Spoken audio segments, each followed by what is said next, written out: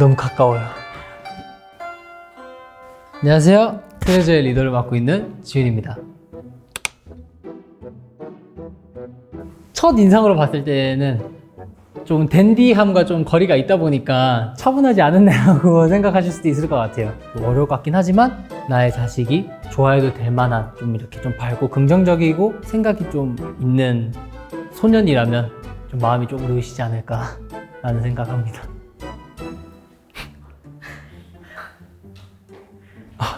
안녕하세요. 안녕하세요. 네, 안녕하세요.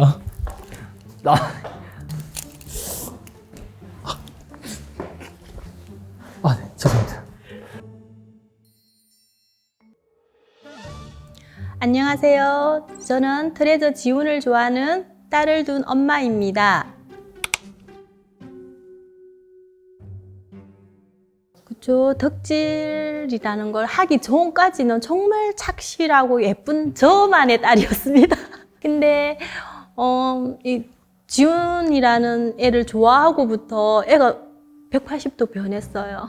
학교 갔다 오면 일단 자요. 그리고는 11시 알람을 맞춰놔요. 톡을 하더라고요. 학교 선생님하고 통화를 했는데 어머니 지훈이가 요새 연예인이에요 하는. 깜짝 놀랐죠. 그 뜻이 뭐예요 선생님 했더니 엎드려 자느라 얼굴을 볼 수 없어서요. 정말 부끄러웠습니다.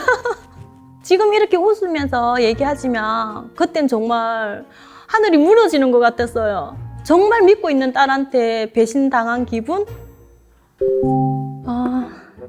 저한테도 한번 쓰지 않은 편지를 네. 써줬는데 네. 한번 읽어볼게요. 네, 알겠습니다. 지훈 오빠 안녕하세요. 마이 트레저로 오빠에게 입덕하게 된 대구 틈에예요. 노래를 들은 건 순전히 우연이었어요. 심적으로 힘들었던 시기에 친구가 힘들 때 들어보라는 말이 생각났었거든요. 웃을 때 더 예뻐 넌, 힘을 내 하는 가사가 꼭 나한테 하는 말 같아서 이런 가사를 노래하는 사람은 누굴까 하면서 무대 영상을 찾아봤어요. 그러다 오빠가 짱구 원장님? 건지용 성대모사 하는 모습을 본 거예요. 짱구 원장님, 건지용 씨가 누군지를 몰라서. 그게 이제 짱구는 못 말려 애니메이션. 네. 네네. 짱구의 어린이집의 원장 선생님의 성함이 권지옹 씨예요. 근데 제가 이걸 여기까지 와서 들을 줄 몰랐네요. 한번 볼 수 있을까요? 네, 그럼요. 원장님은 그런 거 잘 몰라요. 죄송합니다. 이 얼굴에서 그런 목소리가 나오니까 이해가 갑니다. 네네. 덥네요. 그렇죠. 네, 핫해졌네요. 갑자기.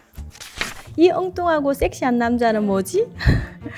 시골 강아지 같은 얼굴에 부산 사투리를 구사하는 상남자 같다가도 휘어지는 눈웃음과 입꼬리를 뽐내는 이 사람은 뭐지? 그러다 지금은 오빠의 눈물점이 보고 싶어 핸드폰으로 들어가고 싶은 사람이 되었습니다. 저한테는 아직까지 애긴데 상남자라든지 섹시한 남자? 정말 생소합니다. 어색한 것 같아요. 이제 항상 팬분들한테 듣다가 제 어머님이 이제 편지를 읽으시면서 또 이 얘기를 들으니까 근데 이렇게 보고 있으니까 주은이 이제 이렇게 스타일들이 취향이나 이런 게 많이 바뀐 게 영향력을 많이 미친 것 같아. 그래요? 잘 보이려고만 너무 하지 않고 나 박지훈의 모습을 부모님께 보여드려서 좀 좋은 결과를 얻어내고 싶어요. 내일도 안 지우고 왔고요. 평소에 하던 그대로 왔거든요. 조금 화려하죠? 네. 제가 가장 좋아하는 건 무대 위의 박지훈인데요. 그 중에서도 특히 지난 콘서트에서 보여준 굿보이 무대를 좋아해요. 노출 없이 섹시한 무대 1위, 무대 위의 굴림자, 남자 중에 남자 무대였다고 생각합니다. 바쁜 와중에도 매일 위버스? 네, 위버스. 위버스 네. 경상도 사투리가 네, 심해서 괜찮아요. 나타나 소통해주는 지훈 오빠. 근데 제가 위버스로 오빠랑 소통할 때마다 엄마가 이건 사람이 아닌 AI라고 큰 오해를 하고 있는데요. 이번 기회를 통해서 꼭 제가 인공지능이 아니라 오빠랑 얘기하고 있다고 정정이 되었으면 좋겠어요. 실제 이렇게 팬분들한테 다 소통을 하고 있는 건 아니죠. 아니요, 맞아요. 그럼 직접 제가 지훈님이랑 적습니다. 같이 네. 소통을 하는 건 맞나요? 네, 제가 제 휴대폰이 제 손에만 있으면 할 수 있고, 위버스라는 이제 앱이 있어요. SNS 앱이 있는데 카카오톡 비슷한 그런 느낌이 있는데요. 그 말은 이제 팬분들이 글을 써서 올리면 아티스트들이 확인할 수 있고, 거기에도 댓글을 달아서 팬분들과 대화를 할 수 있는. 그래서 아마 따님께서도 그거 때문에 좀 밤늦게까지 휴대폰 만지는 걸 수도 있고. 근데 진짜 맞아요. 진짜 맞아요. 네. 아, 아침, 점심, 어. 저녁, 새벽. 새벽도 있구나. 제가 이제 변명은 아니고 입장을 한번 얘기해봐도 될까요? 한국 시각으로는 새벽이지만 사실 저희를 좋아해 주시는 팬분들이 해외에도 많이 계시기 때문에 새벽에도 글들이 많이 올라와요. 그럼 저희가 그때 또 댓글을 달거나 소통을 하게 되면은 그 공간에 있는 모든 사람들에게 알림이 가기 때문에 따님께서 중간에 자다가 깨실 수도 있고, 그 새벽에 휴대폰 하실 수도 있고. 네.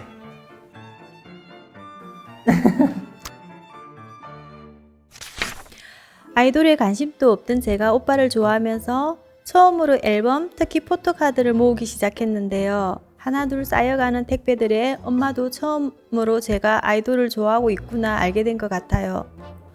이제는 엄마한테 안 들키려고 부피가 큰 앨범은 친구 주고 포토카드만 챙기다가 지훈 오빠 옷을 티 안 나게 손민수 한다든가. 손민수 한다는 게 이제 저도 최근에 알게 됐는데, 따라 구매한다. 비슷한 물건을 네. 사던가 똑같은 물건을 사던가. 얼마 전에는 진로 캠프가 있다고 거짓말을 하고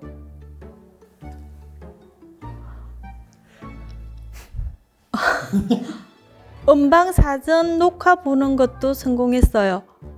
정말 최근 일인데, 그러면 네, 정말 최근 맞아요. 최근에. 어. 혹시 새벽이었나요? 네, 새벽 4시에 나갔다 하더라고요. 그 내가 아무리 방송국 새벽 4시면 네, 맞아요. 간다고 해도 너무 이른 시간에 나가고 그러니까. 그래서 의심을 했죠. 준이가 사실 공학도를 꿈꾸다가 갑자기 2학년이 올라와서 촬영 감독이 되겠다고 영화과를 간다고 네. 진로를 바꿨어요. 네네. 그래서 이제 방송국 견학 네, 그 체험을 하러 가는 건데 그런 중요한 거네요. 캠프다. 아주 아. 중요한, 꼭 다녀와야 된다. 네, 중요하네요. 그렇게 해서 삼촌 집으로 보내줬어요. 네. 근데 아침에 전화를 하니까 방송국인데 그 전화를 못 받는데요. 근데 촬영 감독을 꿈꾸는 거면은 일단 저희 사전 녹화도 방송국에서 해요. 그리고 팬분들이 저희를 볼 수도 있지만 그 앞에 수많은 카메라 감독님 분들, 카메라가 뒤에 크게 세대 있고 앞에 레일 있고 또 팬분들 뒤에도 레일 있고 양옆엔 지미집 카메라가 있고, 그래서 총 9대 정도에 되는 카메라들이 있기 때문에. 저한테 그렇게 설득을 하고 올라갔습니다. 아, 그래요? 아. 그럼 맞긴 맞는데 약간 1+1 같은 느낌인 것 같아요. 네. 오빠를 처음 알게 된 건 이유 없는 무력감에 일상이 힘들었던 시기였어요. 불확실한 미래,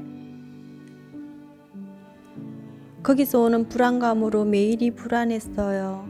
무력감을 핑계로 매일 할 일을 미뤄두고 뒤처진 모습에 다시 무기력해지는 일종의 딜레마에 빠져 있었던 것 같아요.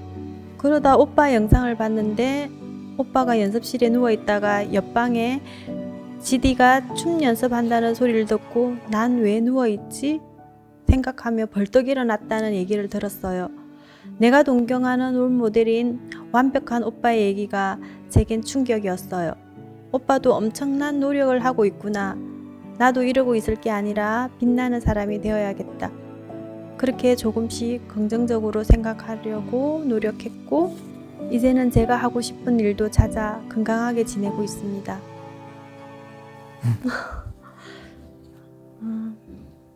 이것 때문에 그렇게 안 보여줬구나. 그냥 저는 공부가 힘들어서 이렇게 있는 줄 알았는데. 근데 사실 저는 가수라는 진로를 처음 택했을 때 저희 집은 되게 좀 자유로워요. 지금 생각해보면 저희 부모님은 다른 사람이랑 저를 한 번도 비교를 한 적이 없는 것 같아요. 누구는 뭐 이걸 잘하는데 너는 왜 이거 못하니, 이런 말을 전 태어나서 들어본 적이 없거든요. 제가 그렇게 컸음에도 불구하고 제가 가수라는 꿈을 처음 가졌을 때가 중학교 1학년이었는데 중학교 3학년 때까지 부모님께 가수를 하고 싶다고 말을 못 꺼냈었어요. 부모님이 혹시라도 반대하면 어떡하지? 걱정, 불안도 있었고, 그리고 내가 진짜 이걸 정말 하고 싶은 걸까? 라는 생각도 있었고, 또 이제 중학교 3학년 때 이제 고등학교를 가야 되고 진로랑 연결이 되잖아요. 이제 그때 이제 부모님이 하고 싶은 게 있냐고 밥 먹다가 이렇게 먼저 물어보신 거예요. 그때도 자신 있게 얘기했다기보단 좀 약간 마지못해서 사실 가수가 하고 싶다 얘기했는데 부모님이 너무 좋아하시면서 엄청 도와주셨거든요. 왜 일찍 말 안 했냐, 뭐 그런 보컬이나 댄스 학원이라도 미리 다녔으면 좋았을 텐데 이러고, 고등학교도 제가 서울에 올라서 예술고등학교에 진학하게 됐고, 아마 주은 씨 이런 속마음을 어머님이 모르셨던 것도 어떻게 보면 좀 당연한 일일 수 있다고 생각을 해요. 저도 섣불리 부모님께 말 못했고, 힘든 일이 있어도 말 잘 못했고, 사실 연습생 때는 제가 너무 힘들게 연습생 시간을 보내서 데뷔를 진짜 할 수 있을지 없을지도 모르는데 여기에 모든 걸 걸어야 하고, 그날 평가에서 안 좋은 성적을 받게 되고, 점점 제명될 위기에 왔을 때 그런 불안함과 그런 게 17살, 18살 때 좀 견디기가 좀 힘들었었어요. 너무 힘들고 도망가고 싶은데 도망갈 곳은 없고. 아마 주은 씨도 제가 이렇게 좀 힘들게 데뷔한 걸 아마 아실 거예요. 그래서 저를 보고 좀 더 노력하게 되고 힘을 찾게 되지 않았을까라는 생각 하게 되는 것 같아요. 사실 주은이가 이제 그 컴퓨터공학과를 가기를 이제 했던 건 본인의 꿈이 아니고 제가 이제 이렇게 권유했던 건데, 아마 이런 것 때문에 영향을 받아서 저한테 오히려 이제 표현을 한 것 같아요. 지금 주은이가 정말 하고 싶은 것. 네, 사실 그런 것들은 주은님이 너무 잘 생각해서 또 부모님께 말씀을 드리고 또 이렇게 과를 옮길 수 있었던 거에는 정말 칭찬해드리고 싶은 일인 것 같아요. 저는. 제 삶의 원동력이 되어준 지훈 오빠. 누군가를 좋아할 때 행복을 알게 해준 지훈 오빠. 너무너무 고마워요. 지금 이대로 그 자리에서 오래오래 빛나줬으면 좋겠어요. 영화 감독이 되는 것이 제 최종 목표인데 나중에 기회가 된다면 꼭 제 영화에 지훈 오빠를 만났으면 좋겠어요. 꿈꿀 수 있게 해줘서 감사합니다. 무대에서 제일 빛나는 박지훈. 사랑해요. 준. 이게 항상 모든 원동력이나 이렇게 누군가를 좋아한다는 게 우리 가족뿐일 줄 알았는데 이렇게 준이가 많이 잘한 것 같네요. 이제 지 진로를 찾았고 지가 하고 싶은 일 하고 이렇게 섭외까지 할 수 있는 당당한 우리 주은이가 되어줬으면 좋겠습니다. 네. 그럼 저는 영화 감독이 되신다고 가정하에 저를 캐스팅을 해주신다면 저는 출연하겠습니다. 제가 연기 잘 못하지만 약속하셨습니다. 네, 정말로요. 처음에는 제가 긴장을 너무 많이 해가지고 지금 티셔츠에 땀도 너무 많이 흘리고 했지만 이렇게 진솔한 얘기를 이렇게 가까이서 들어볼 수 있게 돼서 너무 영광이고, 또 앞으로 내가 어떻게 해야 될지에 대한 책임감도 생겼고요. 오히려 더 부담보다는 좋은 시간이었던 것 같아요. 감사합니다.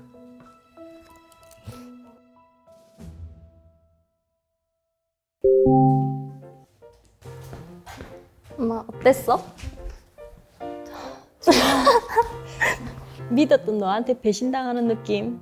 준이는 정말 착실한 모범생이라서 엄마 너무 믿었는데 그게 다 거짓말이라서 너에 대한 배신감이 클 때 이제 준이가 정말 하고 싶은 일을 그동안 말을 못하고 엄마 얘기를 들어주고만 있다가 이제는 오히려 자신의 꿈을 찾고 그걸 당당하게 엄마한테 말할 수 있는 주은이가 되었다는 게 오빠는 더 긍정적으로 봤고, 그리고 그 진료 캠프 갔다는 게 전혀 거짓말이 아니었다는 건 꿈이 촬영 감독이면 충분히 그 현장에서 많은 걸 보고 듣고 느꼈을 거라고 그렇게 엄마한테 설득을 해줬어.